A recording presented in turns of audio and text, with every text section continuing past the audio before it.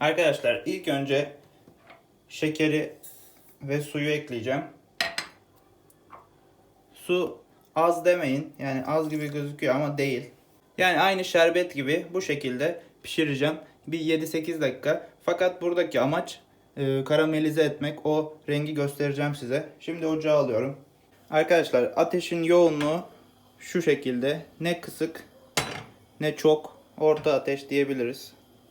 Yani ilk başta karıştırmanıza gerek yok. Şu şekilde yaparsanız yeterli olacaktır.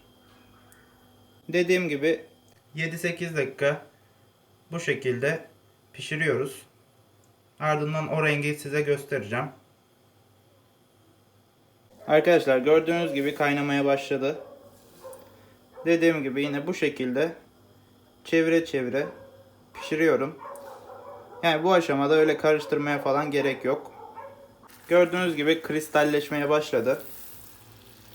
Yani bu aşamadan sonra zaten rengi değişmeye başlayacak. Artık karıştırabiliriz.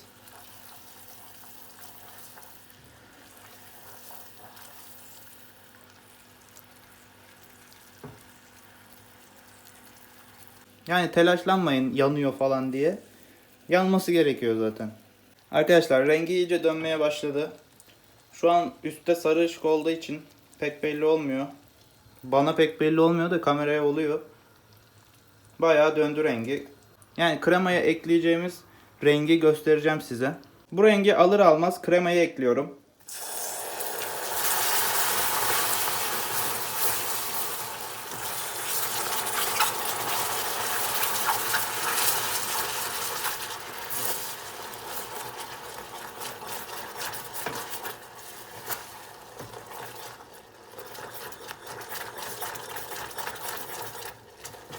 Kremayı ekledikten sonra 2 dakika daha karıştırıp ocaktan alacağım arkadaşlar.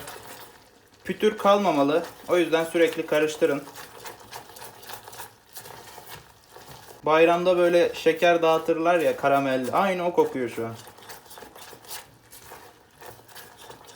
Ocaktan aldım arkadaşlar. Bu aşamada yağı ekleyeceğiz. Tereyağı. Yani margarin de kullanabilirsiniz.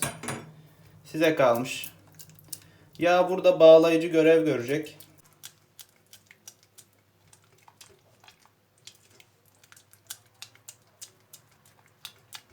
Bir fiske de tuz atıyorum.